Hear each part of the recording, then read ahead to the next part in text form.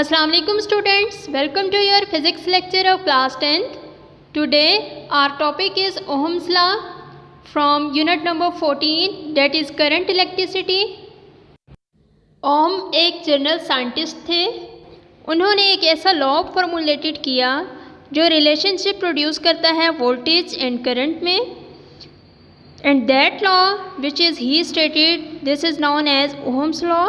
Students, इस law में Ohm ने ये कॉन्सेप्ट दिया कि जब इलेक्ट्रिक करंट एक मेटालिक वायर से पास होगा तो वो डायरेक्टली प्रोपोर्शनल होगा पोटेंशियल डिफरेंस के, उस पोटेंशियल डिफरेंस के जो दोनों वायर्स के एंड पे डेवलप होगा। और ये एक कंडीशन रखी गई कि इस दौरान जब इलेक्ट्रिक करंट मेटालिक वायर से पास होगा तो उस कंडीशन में टेम्परेचर कांस्टेंट रहेगा। According to the statement of Ohm's law, that is electric current which pass through the metallic current is directly proportional to the potential difference across the two ends of the wire. Students, potential difference is denoted by capital V. So we have I is directly proportional to V. Here capital I is the electric current and capital V is the potential difference. So if we reverse this, we get V is directly proportional I.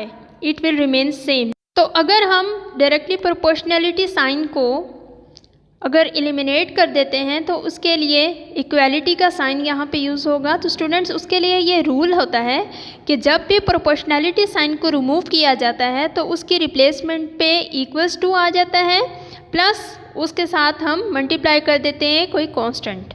तो अब यहाँ पे हमारे पास बनेगा V equals to के आई यहाँ पे हमारे पास इलेक्ट्रिक करंट है, के यहाँ पे रेजिस्टेंस है, that is denoted by capital R. So we get V equals to I R. अगर हम यहाँ से इलेक्ट्रिक करंट निकालते हैं so we get I equals to V upon R. Students, basically यहाँ पे हमारे पास न्यूमिनेटर में V मीन्स के पोटेंशियल डिफरेंस आ गया है और R यहाँ पे रेजिस्टेंस है। तो इस इक्वेशन का मतलब क्या हुआ कि हमारे पास अगर हम करंट को इंक्रीज़ करेंगे तो हमारे पास पोटेंशियल डिफरेंस भी इंक्रीज़ होगा, बट अगर न्यूमिनेटर का रिलेशनशिप देखा जाए करंट के साथ तो वो होगा, अगर हम करंट को इंक्रीज़ करते हैं तो हमारे पास रेजिस्टेंस क्या हो जाएगा, डिक्रीज़ हो जाएगा। मींस कि इन्वर्स रिलेशन है रेजिस्टेंस का करंट के साथ। तो इस इक्वेशन से नंबर 1 कैलकुलेशन हमारे पास निकलता है कि अगर करंट इंक्रीज़ होता है तो पोटेंशियल डिफरेंस भी इंक्रीज़ होता है, क्योंकि पोटेंशियल डिफरेंस के साथ करंट का रिलेशन डायरेक्टली प्रोपोर्शनल है। सेम इसी तरह करंट का रिलेशन जो है वो रेजिस्टेंस के साथ इन्वर्सली प्रोपोर्शनल है। तो इसमें यह होता है कि अगर करंट को आप इंक्रीज़ करते हो तो रेजिस्टेंस डिक्रीज़ हो जाता है सर्किट में। Now students, let's talk about the constant of Ohm's law, that is the resistance. Resistance is denoted by the capital R and this is the resistance of the circuit. Students, अगर हम Ohm's law की definition से उसके फॉर्मूले से जो हमारे पास बनता है V equals to I R, अगर यहाँ से हम रेजिस्टेंस को निकालें तो हमारे पास बनता है R equals to V upon I. अब यूनिट ऑफ रेजिस्टेंस क्या होगा? It comes from the definition of resistance, that is R equals to V upon I. Here V is the potential difference and potential difference is calculated in volts. On the other hand, I is the current, electric current which is flow in the circuit, and the current is measured in ampere. So we will get the formula of resistance, that is R equals to V upon A.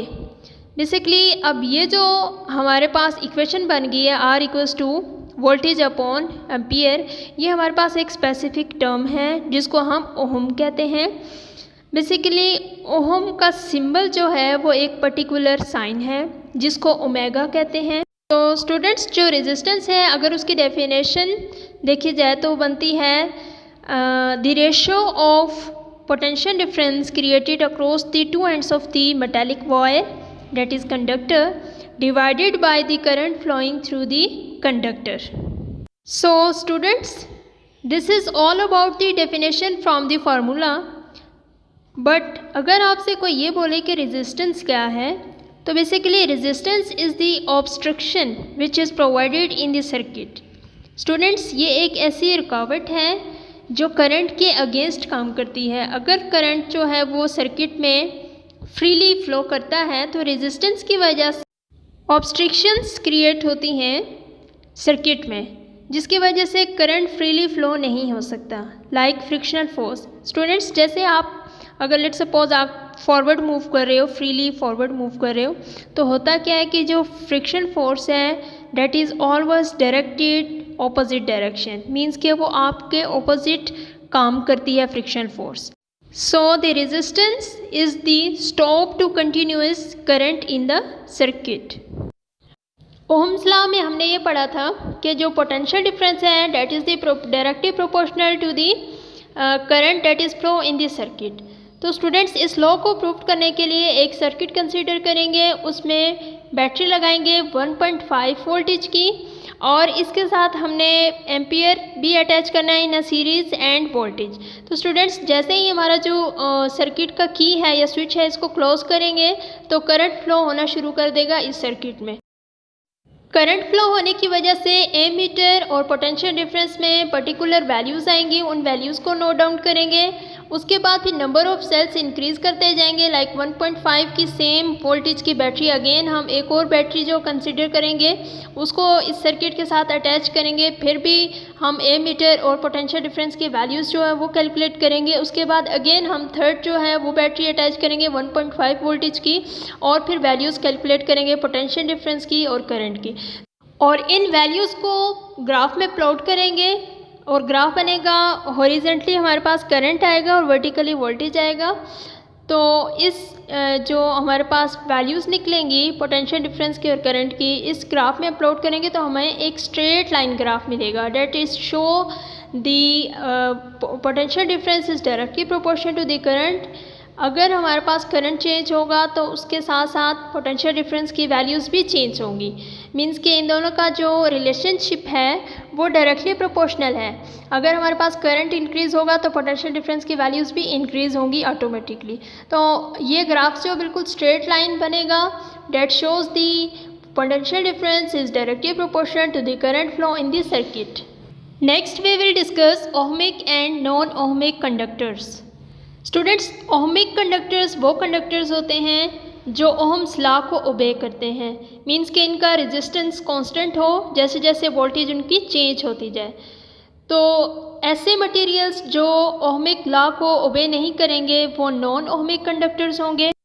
Ohmic conductors में current और voltage का relationship linear होता है, और जब graph पे plot करते हैं इनकी वैल्यूज़ तो एक स्ट्रेट लाइन ग्राफ बनता है जो कि शो करता है कांस्टेंट रेशियो वोल्टेज के दरमियान और करंट के दरमियान। तो ऐसे मटेरियल्स जो ओबे करते हैं ओहम लॉ को वो ओहमिक कंडक्टर्स होते हैं। ओहमिक कंडक्टर्स की एग्जांपल मेटल्स है। मेटल्स ज़्यादातर जो है वो ओहम लॉ को ओबे करते हैं। सो स्टूडेंट्स, मेटल्स में वोल्टेज और करंट का रिलेशनशिप स्ट्रेट होता है, मीन्स के लीनियर होता है, क्योंकि वो ओहमिक कंडक्टर्स होते हैं और ओहम्स लॉ को फॉलो करते हैं, और उनका जो रेजिस्टेंस होता है वो कांस्टेंट होता है। नॉन ओहमिक मटेरियल्स वो मटेरियल्स होते हैं जो ओहम लॉ को ओबे नहीं करते। इनका वोल्टेज और करंट में जो रिलेशनशिप है वो नॉन लीनियर होता है, मीन्स के कर्व्ड शेप में बन जाता है। और like for example filament lamp है या थर्मिस्टर है। अब फिलामेंट में क्या होता है कि उसका रेजिस्टेंस ज़्यादा बढ़ जाता है जब करंट उसका डिक्रीज़ हो जाता है, और फिर फिलामेंट लैंप जो है वो बहुत ज़्यादा गर्म हो जाता है, और उसका एक कर्व शेप में करंट का और वोल्टेज के साथ जो रिलेशनशिप है ग्राफ में अगर ड्रॉ करते हैं तो कर्व शेप में नज़र आता है। Similarly another example of non ohmic materials that is thermistor. Thermistor जो फिलामेंट लैंप है उसके ऑपोजिट बिहेव करेगा। इसमें अगर रेजिस्टेंस डिक्रीज़ होता है तो करंट इसका बेसिकली क्या हो जाता है, इंक्रीज़ हो जाता है, क्योंकि इनका रिलेशन इन्वर्स रिलेशन है, और फिर बहुत ज़्यादा जो थर्मिस्टर है वो गर्म हो जाता है। अब ये गर्म किसकी वजह से होता है, क्योंकि हीट बहुत ज़्यादा हो जाती है और ज़्यादा से ज़्यादा फ्री इलेक्ट्रॉन्स जो हैं वो मूव करते हैं। उस थर्मिस्टर मटेरियल में से, क्योंकि थर्मिस्टर कंडक्टर है और उसमें से जो फ्री इलेक्ट्रॉन्स हैं वो बहुत रैपिडली मूव करते हैं और उसमें कोई रेजिस्टेंस नहीं है, क्योंकि रेजिस्टेंस का जो करंट से रिलेशन है वो इन्वर्स रिलेशन है। अगर करंट बढ़ जाता है तो रेजिस्टेंस डिक्रीज़ हो जाता है, और जिन मटेरियल में रेजिस्टेंस कम होता है उसमें फिर करंट ज़्यादा हो जाता है। थर्मिस्टर के केस में वोल्टेज और करंट का रिलेशनशिप भी नॉन लीनियर होता है। ग्राफ में अगर प्लॉट इसको करते हैं तो नीचे की तरफ डाउनवर्ड शेप में इसका एक कर्व बनता है, जो नॉन ओहमिक कंडक्टर्स को शो करते हैं, उनका बिहेवियर शो करते हैं। तो अगर स्ट्रेट लाइन बनेगी तो वो ओहमिक कंडक्टर्स होंगे, और अगर नॉन स्ट्रेट लाइन बनेगी, नॉन लीनियर बनेगी, वो नॉन ओहमिक कंडक्टर्स का बिहेवियर शो करते हैं जो ओम्स लॉ को ओबे नहीं करते।